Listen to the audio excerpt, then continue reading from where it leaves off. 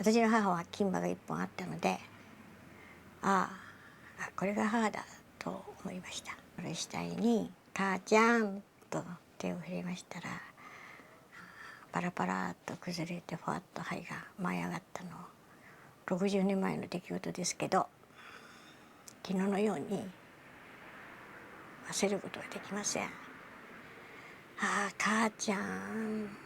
1945年8月6日朝2時45分、3機の B29 はテニアンの基地を出発した。指揮官ティベック大佐搭乗のエノラ迎号の爆弾層には、人類の頭上に初めて炸裂する原子爆弾が重々しく吊るされ、兵器の爆弾の威力は爆心より1キロ以内では一人の人間の生存も許されないであろう。さらに強烈な放射能による生物の損傷は計り知れないものがある。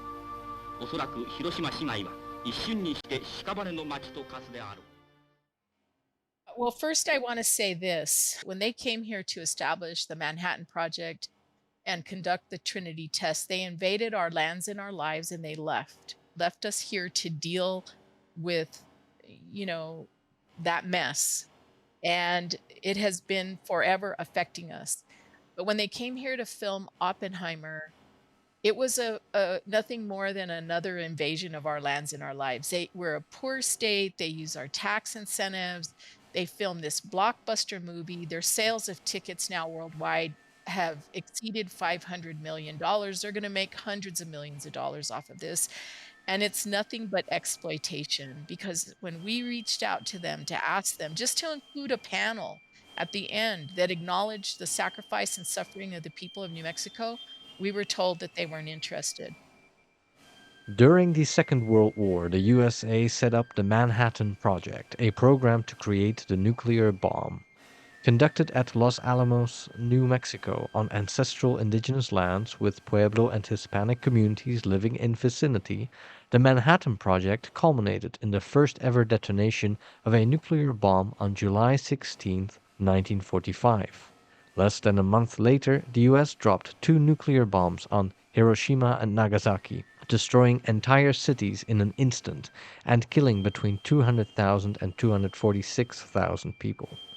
Besides the immediate impact, communities close to Los Alamos, Hiroshima, and Nagasaki continue to face generational debilitation through extreme high levels of cancer and reproductive complications.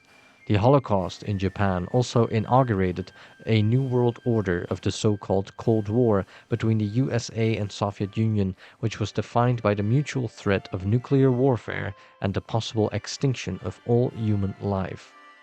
There are many different angles, perspectives, and stories to be told about these history-defining events. How would you choose to tell this story if you had a budget of $100 million at your disposal? Would you focus on the victims of the bombings and the impact in Japan, or would you tell the stories of those affected by the extraction, exploitation, and negligence of indigenous lands leading to generations of nuclear waste and sickness? Or would you explore the various political actors in the nascent Cold War and explore how a new geopolitical world order emerged defined by the threat of nuclear war? Or would you choose to center the man who chose to lead the Manhattan Project and portray him as a unique individual genius who tried to do what is best, navigating the muddy political waters? Unfortunately, it was Christopher Nolan who had the means and support to make the movie Oppenheimer, a 3-hour-long drama which does not feature a single indigenous or Japanese face. Instead, millions of people will, for a good time to come, associate one of the greatest crimes in history with 2 images, the mushroom cloud and a close-up of Cillian Murphy's face. For 3 hours, the focus is on the tortured genius who carries the burden of the world on his shoulders and who is tormented by his own anguish and persecuted by the government he worked for.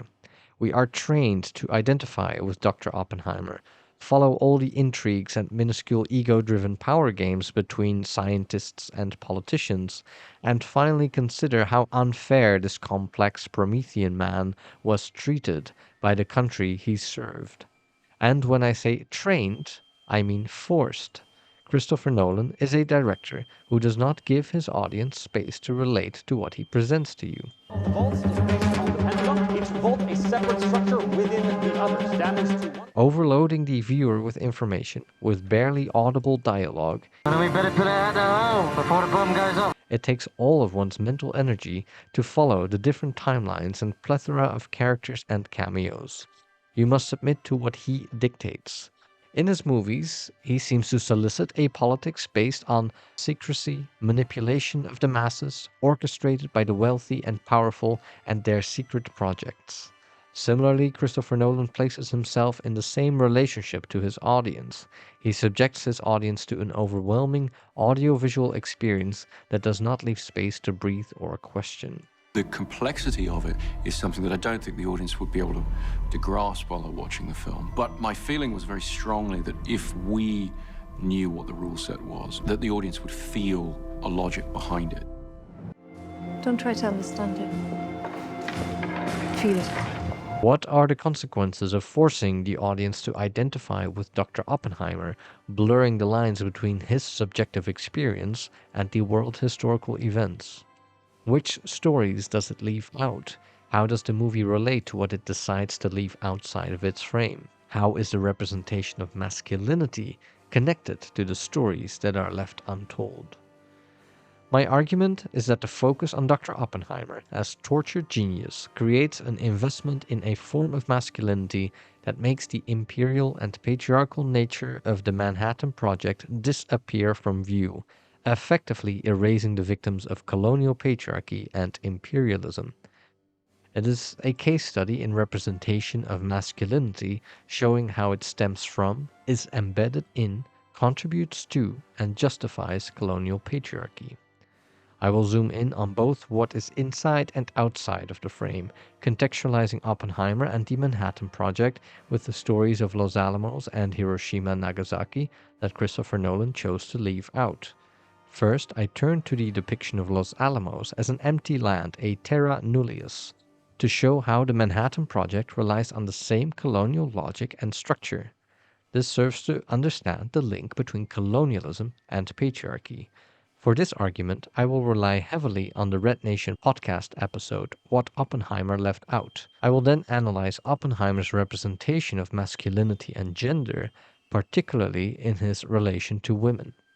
It serves to show how the representation of a brilliant masculinity in anguish is based on material imperial structures of extractivism, domination, and destruction, and how these material circumstances and repercussions are covered up by this fetishized masculinity. Finally, I will show how the movie decides to frame the main tension as one between McCarthyism and freedom of thought, choosing to focus on Oppenheimer being framed and losing his security clearance, rather than on the implications of the 20th century US imperial world order and its crimes. Welcome to Los Alamos. There's a boys' school we'll have to commandeer, and the local Indians come up here for burial rites, but apart from that, nothing. What is Terra Nullius? As public historian Sven Lindqvist writes, the legal fiction summed up as Terra Nullius were used to justify the European occupation of large parts of the global land surface. Literally meaning no man's land, it was a principle of international law that was used to legally sanction colonial theft of indigenous lands. Because indigenous people were portrayed as savages who did not know how to work the land appropriated by colonizers was considered empty and up for grabs.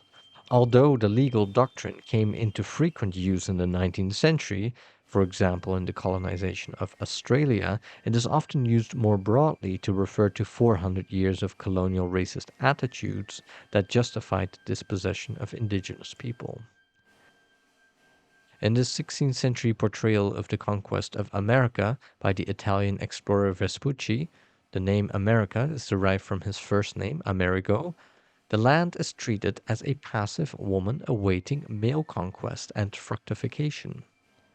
Anne McClintock describes it as an eroticized encounter between a man and a woman. A fully armored Vespucci stands erect and masterful before a naked and erotically inviting woman. Roused from her sensual languor by the epic newcomer, the indigenous woman extends an inviting hand, insinuating sex and submission. Vespucci, the godlike arrival, is destined to inseminate her with the male seeds of civilization, fructify the wilderness. Land is named as female, as a passive counterpart to the massive thrust of male technology.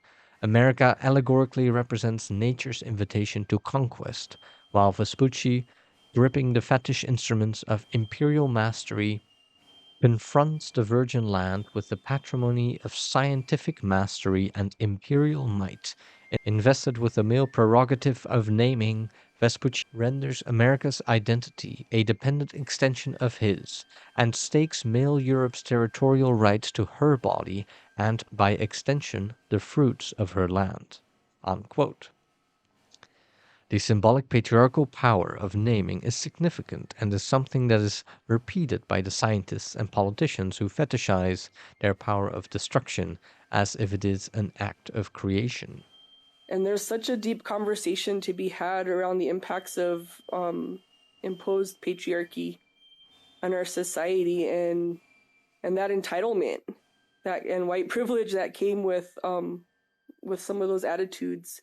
The terminology around like calling him the father of the bomb and like the way they named the bombs after like children, and just this need for patriarchy to take on that power of creation and being and some twisted sense of creative capacity, which is not life-giving at all, but like death-affirming and not life-affirming. And that's this deep-rooted sickness of patriarchy, that wants to strip that from the true life-givers of this earth. Let's not use language around birthing, around the creation of these weapons of mass destruction. Let's not use this creative capacity for around creating weapons for war when there's nothing life-affirming about them, or there's nothing that's contributing to any kind of positive generational continuance on this planet. It is therefore not an innocent move to choose to center the movie on the father of the bomb. Patriarchy comes from the word arche, meaning to command or to begin. The paternal act of naming can thus be seen as placing oneself at the origin and attempting to erase the maternal origins of life. As this scene shows, the Manhattan Project relies on the same attitude. At the Hanford site, another part of the Manhattan Project, indigenous people were displaced and ceased having access to their hunting and burial grounds. At Los Alamos, there were the Hispanic and Pueblo communities living in vicinity. Exposing these communities to generations of sickness through nuclear waste, the Manhattan Project relied on the labor of the locals, whom the movie erases from existence. Oppenheimer knew very well that it was an important site for Pueblo communities and their burial rites, and that experiments with radioactive bombs would have grave consequences for the health of the land and the people. In a later scene after the successful Trinity test, Oppenheimer is shown favorably by making him plea for giving back the land to the Indians. This is the only other time that indigenous people are mentioned in the 3-hour movie. Whereas he was individually responsible for choosing this site and exploiting it, thereby knowingly exposing the local population to known and unknown health hazards, Nolan chooses to depict him as a progressive voice in favor of returning the now completely radioactive land. The town built at Los Alamos relied fully on indigenous labor, which is completely erased from the movie. I saw the movie. It was an overglorification of the science and scientists. They reflected nobody from New Mexico. They didn't show somebody pumping gas, building a road, building a bridge, cooking a meal, changing a diaper. They didn't show us living 12 miles from the test site. And I always tell everybody, without the people who extracted uranium, there's no fissile material, there's no bomb, there's no Oppenheimer, there's no movie, there's no Manhattan, there's no Trinity. Uh, without the people of New Mexico who built the roads, the bridges, the facilities, and then landed up being the janitors that cleaned those facilities, without the women that were bussed up there to cook every meal, clean every house, feed every baby bottle. There's nobody living in Los Alamos without the support we gave, and without the people in southern New Mexico as well, who also built the Trinity site. And they don't it's as if the whole thing happened in a vacuum, right? Because they don't reflect a single person from New Mexico in the movie. And shame on them. Shame on them, because this is nothing more than exploitation. And I do not give them a pass card. They came here, they invaded our lands and our lives, they exploited our state, and they're going to run away with hundreds of millions of dollars and probably, an Academy Award or two. And shame on them. On the Nuclear Museum website, it is noted that this brought economic opportunity. For some, the Manhattan Project brought greater economic prosperity. The government offered paying jobs and introduced a cash economy. While the jobs available were low level, they offered an alternative to subsistence farming and the potential for advancement. The destruction of subsistence farming, the creation of dependency on a cash economy, and the exploitation of labor is seen as offering opportunities to indigenous communities.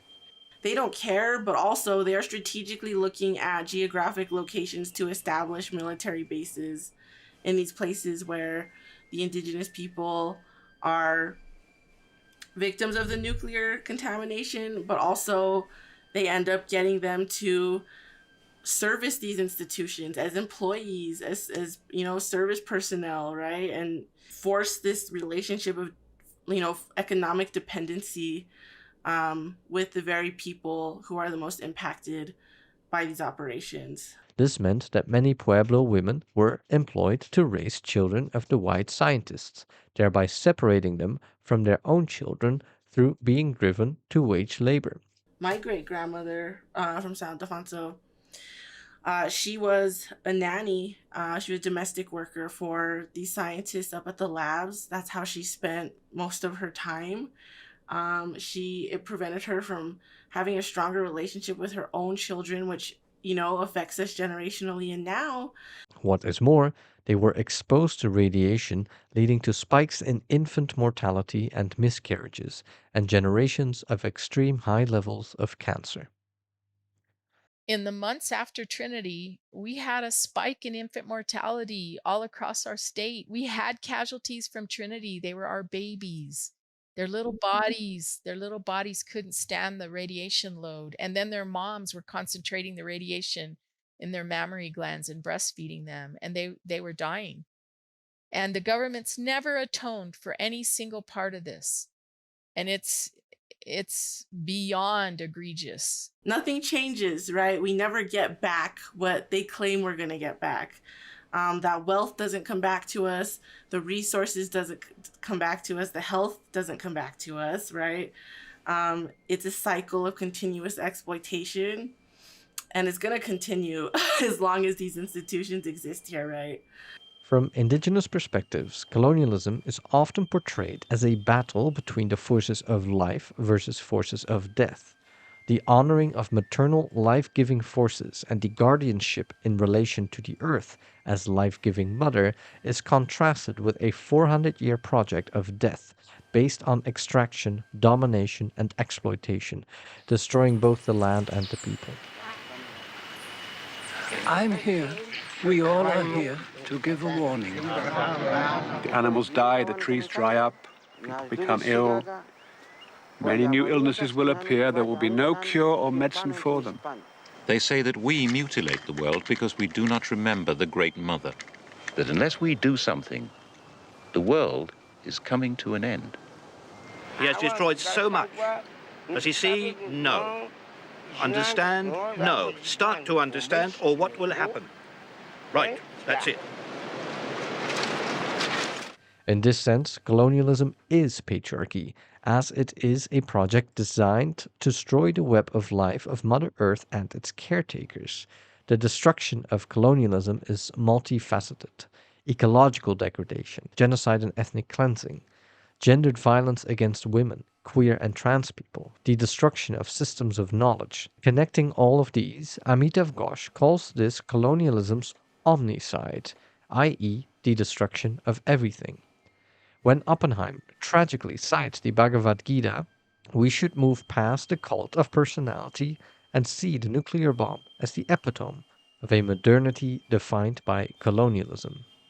As one Hibogusha, survivor of the nuclear holocaust in Japan, describes it, I feel that people are not making progress but are on the way to nothingness. The A-bomb represents the termination of Western thought. Christopher Nolan's work continues this patriarchal colonial symbolism that fetishizes modern technology, science, and its fathers as a conquest and transcendence of the limitations of the earth. It is literally anti-earth, demonizing farmers who try to grow food. He glorifies the military-industrial complex, identifying with the colonial figure of the ambitious explorer pushing the frontier. It's like we've forgotten who we are, Tom. Explorers, pioneers, not caretakers. Just as in Interstellar, Oppenheimer relishes in top-secret, undemocratic science projects that are meant to save the world, even when they destroy it.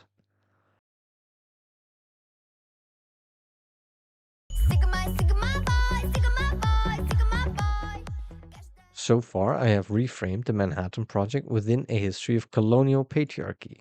The movie's investment in the figure of Oppenheimer as a Promethean man, tortured genius, anguished masculinity is both a manifestation of colonial patriarchy and simultaneously covers it up by making us, the audience, identify with and invest in Oppenheimer as an individual, engaged with the leading scientists and politicians of his day, all played by your favorite Hollywood actors. It effectively erases the colonial backdrop and structure, as well as US imperialism's consequences for human lives. The previous section dealt with the colonial dimension of a history and culture of patriarchy that Nolan indulges in, the present absence that structures his movie. This section turns to how he represents masculinity and gender on screen. It is well known that Christopher Nolan's movies have some serious gender trouble. In Oppenheimer's 3-hour runtime, it does not pass the Bechdel test. As far as my memory stretches, I don't think any of his movies do. Having made some of the most acclaimed movies of the century, with budgets of multiple hundreds of millions of dollars, we might get 2 minutes tops in 27 hours of runtime of two named women having a conversation that is not about a man. His female characters only seem to exist, and mostly die, in relation to the male protagonist. In The Prestige, he goes so far as to suggest that a woman who has no character outside of her relationship to a man would not be able to tell apart the man she loves and his doppelganger or twin brother. This is yet another example of glorifying secrecy and dishonesty in burdened white male protagonists driven by ambition or trying to save the world. The fact that he tries to score some cheap feminist points by showing a female scientist here or there does not change this fact. In fact, the tokenistic inclusion of the female scientist in Oppenheimer is very insidious, offering an excuse for the colonial patriarchal nature of the Manhattan Project. Quitting my job because plutonium is radioactive. We just don't know what it might do to the female reproductive system. Your reproductive system is more exposed than mine, presumably. In one scene, the chemist Lily Hornick has an argument with one of her male colleagues. The male colleague argues that it is unsafe for a woman to work with radioactive materials because, quote, we just don't know what it might do to the female reproductive system. This is the only time that the consequences of radioactive experiments for reproductive health are mentioned. And how is it portrayed? As a misogynistic, old-fashioned scientist who thinks that it is better that only men work on this project. It is the female scientist who rejects this sexist reasoning. The health consequences are brushed off, and it is shown as an instant of female empowerment. At the same time, this discussion erases all the Pueblo and Hispanic women working at the Manhattan Project and who face the very real consequences for reproductive health. Scientists knew very well that it had grave health risks, especially for women. The movie manages to mention it in such a way that concern for women's reproductive health is something sexist and that ignoring it is female empowerment. I would take this argument even further, saying that this tokenistic liberal inclusion of an empowered female scientist actually invites conservative backlash. Someone could very well make the argument that the sexist scientist is in fact right, because it is harmful to reproductive health. By making this a talking point of a sexist scientist instead of indigenous women who are the most affected and for generations have been the most vocal to hold the government accountable. The fake liberal progressivism of showing a female scientist who is not a real character and only serves to parade as emancipated woman to give a nod to the 21st century audience who can tap themselves on the shoulders for being on her side actually plays into patriarchal conservatives who can now easily retort, you see, all this artificial equality makes women barren. This is actually men's business and women should stick to their business, that is bearing and rearing children. This interplay between liberal and conservative discussion of feminism both partakes in the displacing of the environmental racism and racialized and gendered effects of the military-industrial complex. All that said, Christopher Nolan's male characters don't fare much better. Usually they're completely nondescript cops or coups, generic white male heroes played by the biggest Hollywood stars. So what happens when a director who prefers cerebral concepts over human character decides to turn the story of the Manhattan Project into a 3-hour psychological drama centering Oppenheimer? We get infinite close-ups of Cillian Murphy, whose enigmatic face will have to pass for the movie's depth, complexity, and substance. In many ways, the character Oppenheimer is similar to many of his other protagonists, self-absorbed, self-righteous, driven, irresponsible assholes who are portrayed as tragic or heroic because of some incredulous plot where they will save the world. As is typical of patriarchal culture, the lack of taking care of others, taking responsibility towards your close relationships, is excused, celebrated, sympathized with, and rewarded. You see beyond the world we live in. There is a price to be paid for that. Of course, we'll help you. You don't do any care work and you drop your kid off because they're an inconvenience to you? Of course, you are more important than doing petty things like care work. Your destiny in this world is greater than narrow things like being a parent. The tortured genius gets a pass for being a selfish egomaniac. You're not just self-important, you're actually important. Nolan's Oppenheimer reads very much like a boy fantasy. He is portrayed as the rebel, the anti-dogmatic freethinker, an idiosyncratic genius who must always take center stage. The most embarrassing aspect of this boy fantasy is Oppenheimer's relationship to women. No one can resist his charm. Explain quantum mechanics to me. Seems baffling. Yes, it is. He meets his future wife at a dinner party where she asks to mansplain physics to her, which he uses to seduce her. The sexy hardline communist intellectual Gene Tatlock loses all control and succumbs to the independent mind and charisma of Oppenheimer, and we get one of the most ridiculous sex scenes ever put to screen. Read the words. And now I am become death.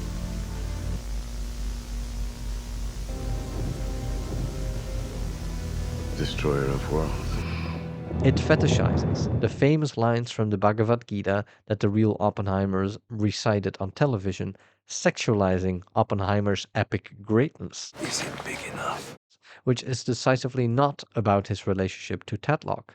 It shows how this irresistible Sigma boy's brilliant mind reaches beyond mere sex, whilst Tatlock becomes obsessive about him and will even commit suicide when she cannot be with him. As if this is not silly enough, Christopher Nolan wrote the Oppenheimer script in the first person from Oppenheimer's perspective. So the silly boy fantasy of seducing women who can't resist your brilliant mind that knows everything in every language reads something like this. She climbs on top of me, opens the book in my face. I study the page as Tatlock starts to move. She points to each word as I translate. She nods, impressed, starts moving again. Destroyer of worlds. Nolan does both Florence Pugh and her character Gene Tatlock a great disservice. Even though she is only in very few scenes, Nolan decides to make her appear naked in almost all of them for absolutely no reason. Jean Tetlock is portrayed as being so obsessively in love with Oppenheimer that she commits suicide when he cannot be there for her. It does not get more narcissistic than that, emptying out a woman's entire character and life outside of the relationship to you, Oppenheimer in the first person, and making her suicide add to the epic tragedy of the Promethean man who carried too great of a responsibility and thereby ends up hurting people. One could tell the story of Jean Tetlock in many different ways, and far more interesting ones. A queer psychoanalyst in the 1940s, it is possible that the pathologizing of queerness contributed to her personal trouble and suicide. Or, as a communist who was carefully being tracked by the FBI, there's also a strong possibility that she was murdered by the FBI or CIA. Apparently, and I had to read this on Wikipedia, the movie suggests this possibility by showing for a fraction of a second a hand pushing her down in the bathtub. I had to rewatch the scene 3 times to make out what was happening.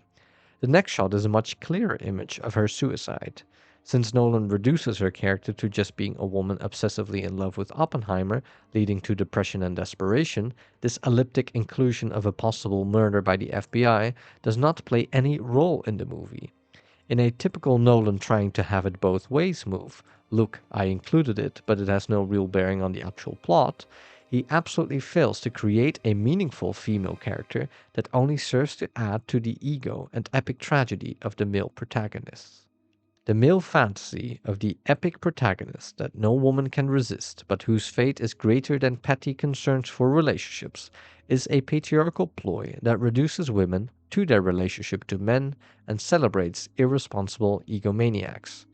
This anguished yet irresistible masculinity on display is both a manifestation of colonial patriarchy's obsession with great men who, through their technology, actions, and naming, appropriate the world as their own, calling their course of self-interest destruction civilization, while simultaneously erasing the racialized gendered violence that sustain these men's lives and actions.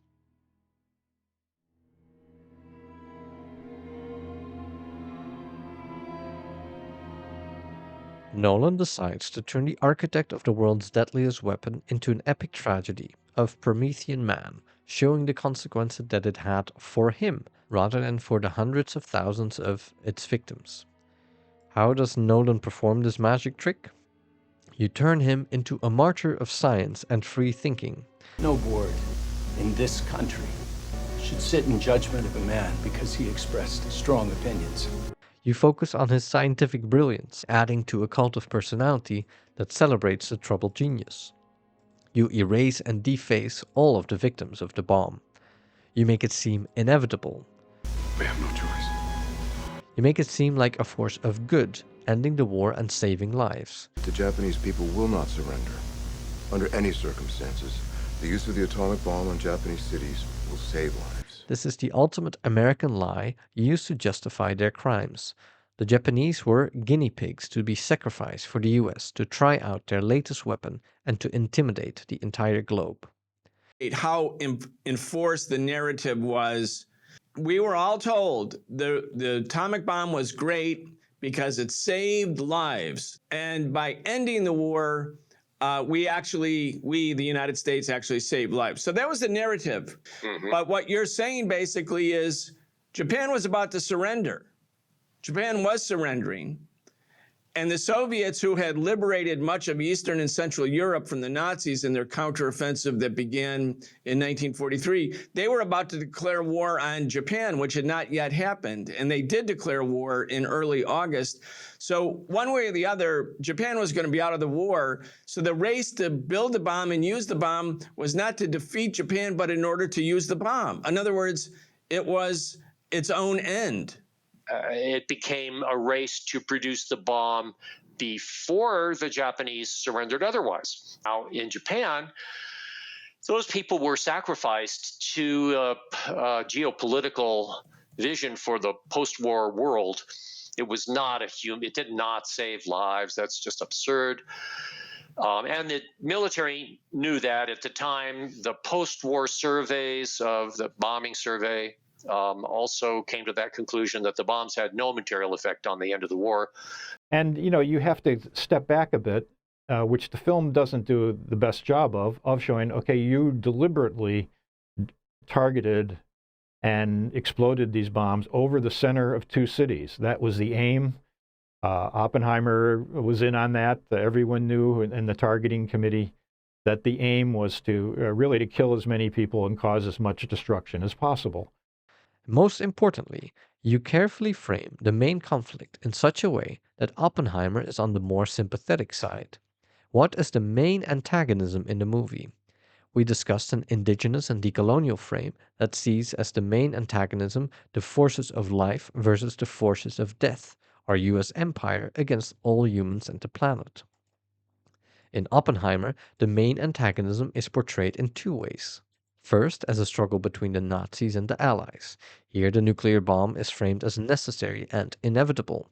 We're fighting the Nazis after all. There had never been a German bomb program.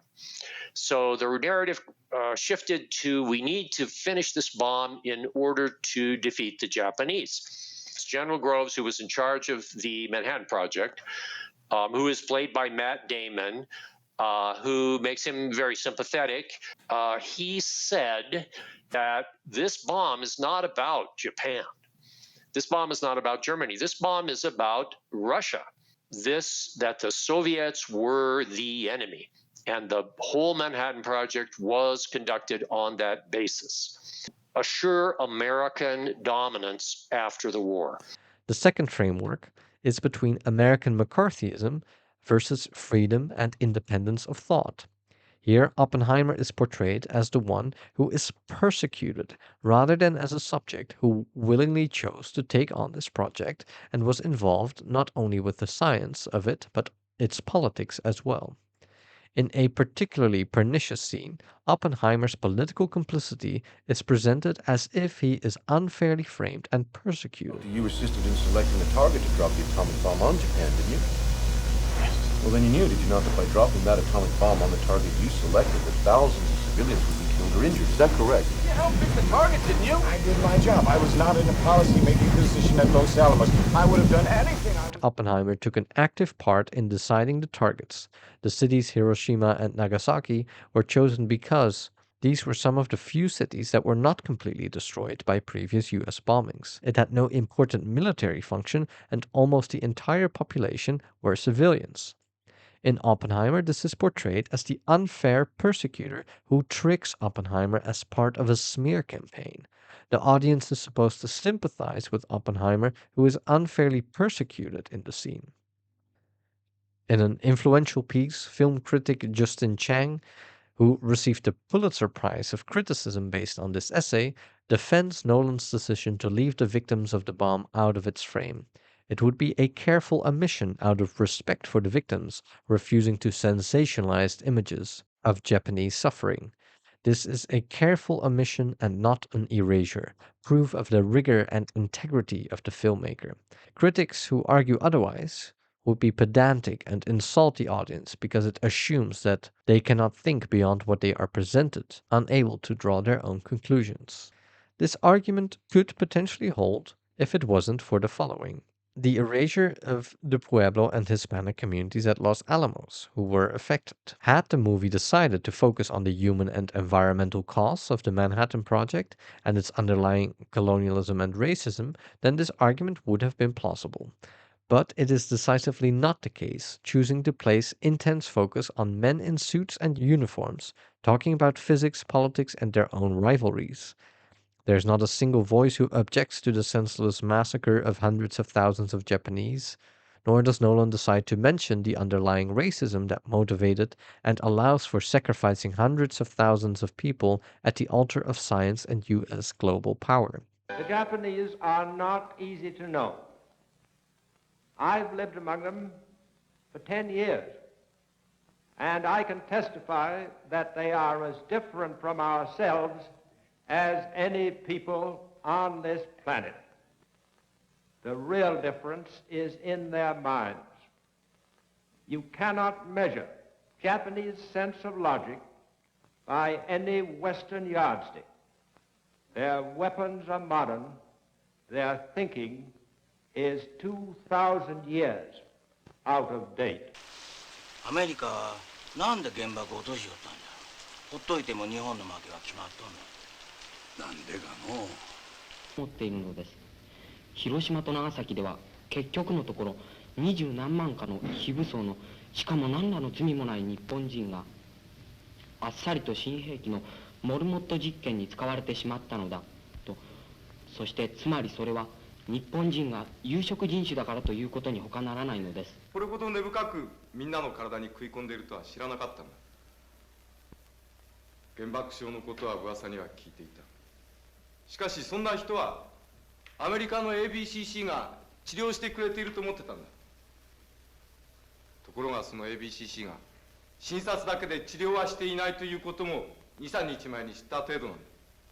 After the build-up to the Trinity test, what does the movie decide to focus on for the drama of the final hour?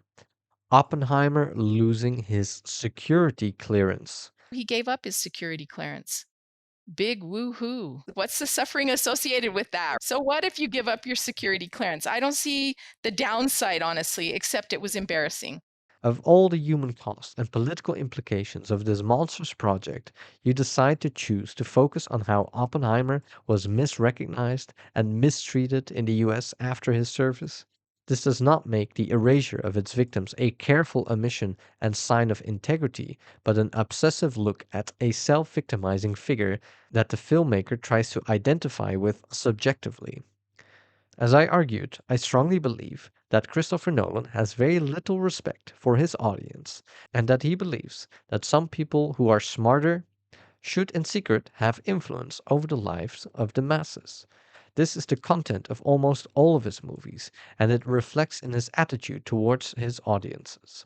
The complexity of it is something that I don't think the audience would be able to grasp. Overloading them with information, forcing us to play catch up with all the information he dumps on us, or just succumb to the aesthetic experience and cease to ask any questions. Don't try to understand it. Feel it. The difficult line of what to show and what to leave out is treaded carefully by many filmmakers, exploring both the necessity and the impossibility of bearing witness to the human suffering. Tu n'as rien vu à Hiroshima. Rien. J'ai tout vu. Tout. This is always murky ethical territory with no absolutes. Le fer devenu vulnérable, comme la chair. Anonyme, que les femmes de Hiroshima retrouvaient tout entières tombées le matin au réveil. Tu n'as rien vu à Hiroshima. Rien. But Nolan does none of these things. Whether one puts it inside or outside of the frame, Nolan's choice to speak from Oppenheimer's self-absorbed subjective experience, overloading the audience with dialogue of white men in suits and uniforms, played by your favorite actors, focusing for the final hour on his fucking security clearance, is the absolute opposite of creating a space for reflecting on the consequences of the actions. It means that you prefer to fetishize and sympathize with one of the protagonists in an episode of US imperialism based on might is right and with no concern for the human and environmental costs. Oppenheimer decisively does not create a space for dwelling with what remains absent. It invites you to do the opposite, to identify with Dr. Oppenheimer. I do hold filmmakers with such a budget and influence accountable for the type of images they choose to present to millions of viewers. It is unforgivable that for millions of people, the main image connected to the A-bomb will be a close-up of Cillian Murphy's face. It is also not to be underestimated how representations of masculinity normalize patriarchal gendered norms. Here, the boy fantasies of troubled geniuses that no woman can resist contribute to self-absorbed entitled masculinities, self-victimizing misunderstood tragic figures who carry the weight of the world on his shoulders. A weight heavier, more lofty and profound than taking care of your children and people close to you.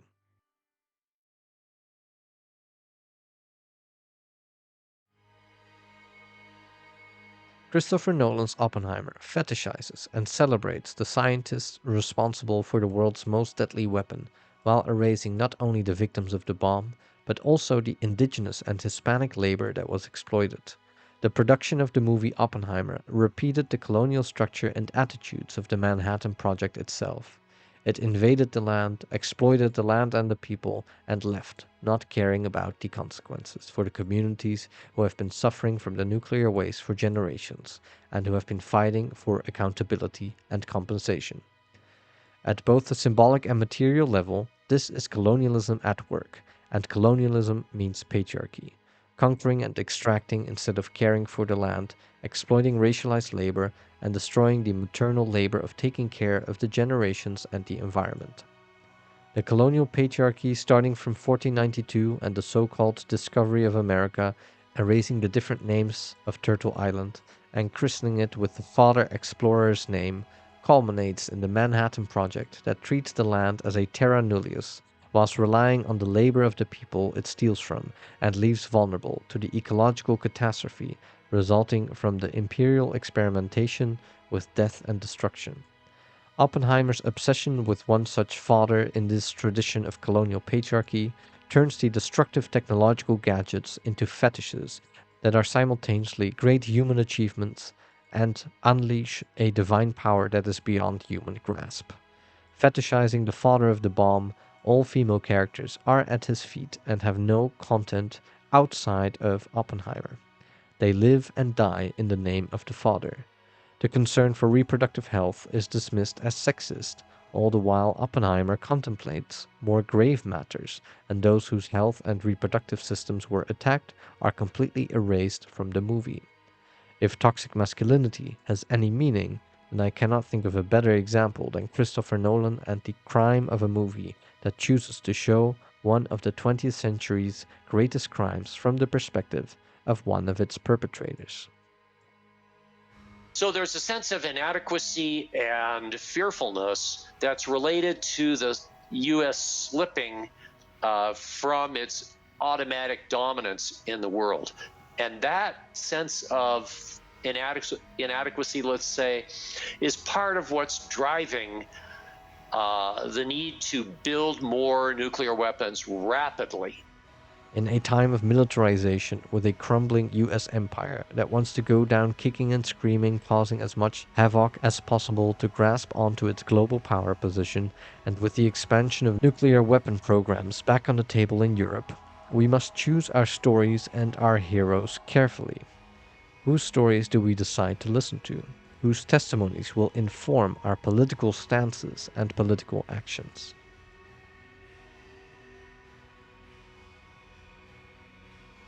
いやその中でこの人傷をさらけ出しながら話さなきゃいけないというのは再び私のような被爆者を作らないためこれを伝えていくためにお前は生かされているんだよって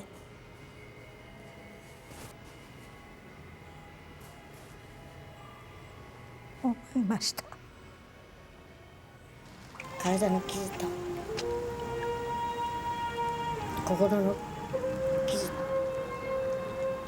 両方の傷を背負いながら生きている苦しみはもう私たちで十分ですと言いたいですね。